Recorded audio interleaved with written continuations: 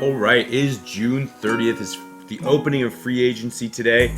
It is always 4:20 around here, but the real time is around 2 p.m. at the time of me taping this. And I want to do a quick video right now because in yesterday's video, I gave my take on players I would target that are definitely going to be available for this week's free agency. I'd go for guys with rings on their finger that are pure dogs. And you can go to that video and see why I say I'm not targeting point guards, and see who I suggested as kind of the way I would spend the MLE and why. So you can check that out. But today we got a list of the players that are going to be available from the restricted free agency market, and I want to go through those players now. It's important to talk a little bit about what restricted free agents offer and what unrestricted free agents offer. Now, just because a player is unrestricted does not mean that they are purely available. So if a restricted free agent is available, but teams have their bird rights, so if we go to unrestricted free agents here and update,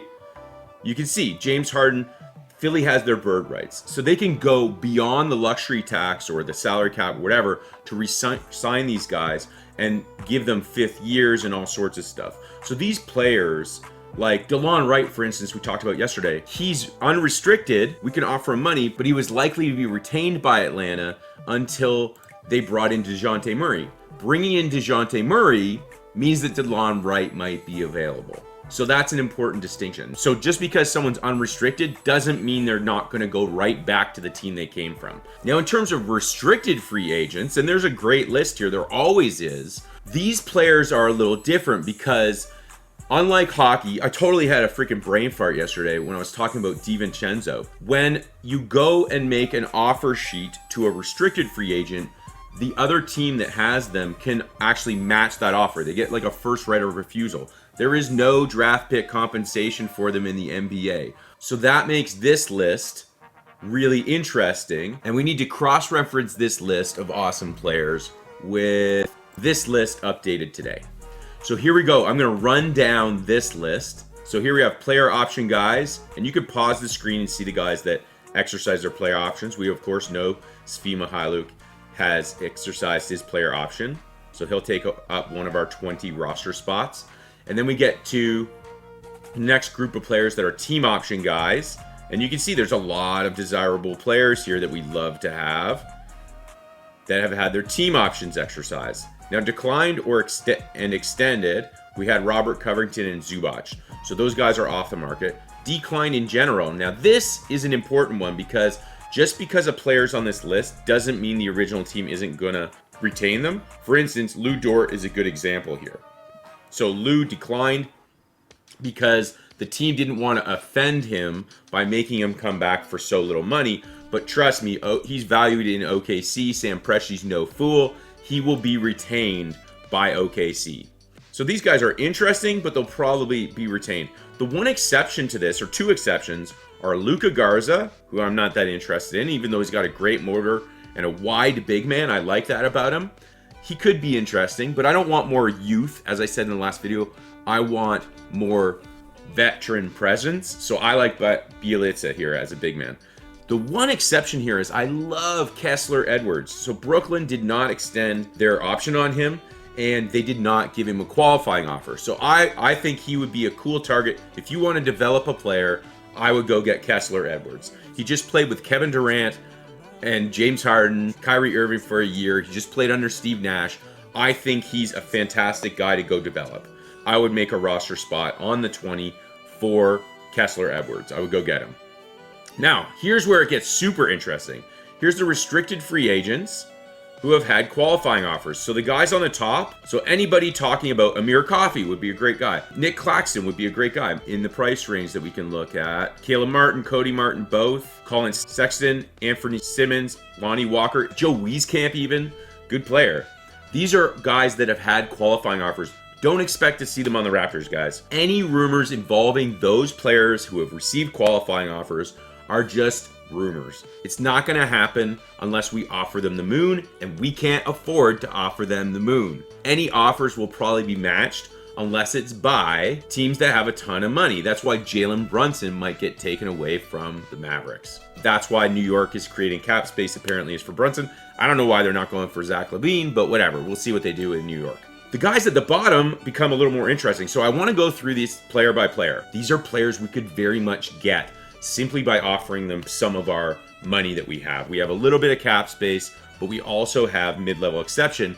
And I would like to position us, ideally this year, to develop the guys we have, bring in a few more veterans with rings on their finger. Please keep in mind, I'm not looking for traditional 7-foot big men that are slow of foot. I'll entertain them if they're fleet-footed and can potentially switch and run the floor, like a JaVale McGee, Koloko, who we just drafted. I'd be open to small ball centers, but I'm not really looking at a guy like Bamba. He's the wrong kind of stretch big for what I'm looking for personally. If Jeff Weltman's given up on him and doesn't think he's worth the money, then I don't think we should. I also am not looking for traditional ball handling guards because I'm looking to have my long arm monsters handle the ball. So keep that in mind. Now let's talk about the fit of all of these players. This is going to be pretty fun. It starts with Mo Bamba. I feel like I've already explained him. So let's go to the next couple players here. Okay, so Bol Ball, Moses Brown. Not on my list of guys I'm targeting because I don't want to develop more youthful guys. I already got Koloko. Bol Ball could be a good fit there. Moses Brown too, similar type of player. But I'm not looking to develop more guys. I want veterans, and ideally that are dogs, hard workers, that'll accept their role, sit at the end of bench, and if we need them, can come in and play valuable minutes. Troy Brown, pretty good. That's a good fit. Noted Devontae Cacok. Campazzo. If you want a ball-handling guard, look no further than Campazzo. This guy would accept his role. I said I'm not looking for one. I'm happy with Malachi, but if you're not happy with Malachi, Campazzo's the guy to go get. Cheap. We can afford him. He was an international player. He'll happily come to Toronto, is my guess, and play and accept his role and be a cheerleader until we need him. He would be a perfect guy to spell off Freddie this year if that's what you're looking for. He'd be a wonderful Juan in the box and Juan sense. Divincenzo, I actually like this fit in Toronto. I don't know if it's perfect. I don't know if he's worth extra money. I think Sacramento would have happily kept him. He played really well for them once he got there. I think he's asking too much money. But Dante's got a ring on his finger, and he helped put it there. He was a contributing player on a championship team, and if the money's right, I am definitely interested in Divincenzo. Ellerby, not interested. Bruno Fernando. If you want a modern traditional big that's totally a little bit raw, but has the right frame, like that wide-bodied frame like I liked about Trevion Williams, Bruno Fernando would be a great fit. Again, cheap. We can afford him with the MLE. Okay? And a combination of these guys would be great. Aaron Holiday, I like, probably too expensive. Trent Forrest, no for me, but good player. Elijah Hughes, good player. Kevin Knox, I love this. Knox is exactly the type of player that has been given up on by so many players like a Stanley Johnson, that if he comes into our organization and starts to believe in himself and starts to believe he's going to hit shots and we actually develop him, he could be a huge buy low, sell high player for our franchise. Skylar Mays, Okogie, great fit. I love this frame. Okogie has the type of frame like a Miles Bridges or Lou Dort that we lack on the Raptors, and I think he could be such a good fit. Okogie's another one that I'm really looking at, and they just had too many guys on the roster in Minnesota that do the same kind of thing with more stretchy frames, like long arm monster frames. I like the idea of these stocky guys and having one or two of them on the roster to be bullies down low. I don't know if the Raptors are into those frames, but I like it. Paschall, no thank you. Matt Thomas, no thank you. Toscano, no thank you. Wainright, again, same kind of frame as Okogie. I like it, but the Raptors may have moved off of it. Some two-way players that didn't get extended. So here's the list of the ones that did. I love Kita. It's too bad he got picked.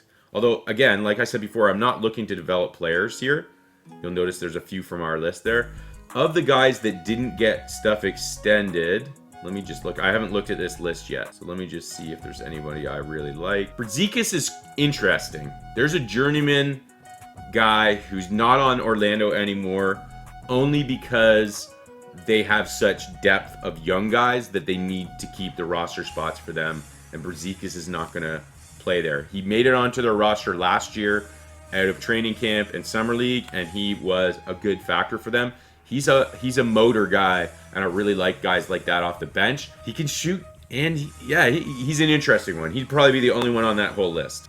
So there you go, guys. You got my list of restricted free agents that I think we could take a crack at. Remember, we don't just get them for sending them offer sheets. They need to actually accept them, and that means we're competing with other teams that are also trying to get them. We can outbid teams that are tax teams because they don't get as big an MLE as us.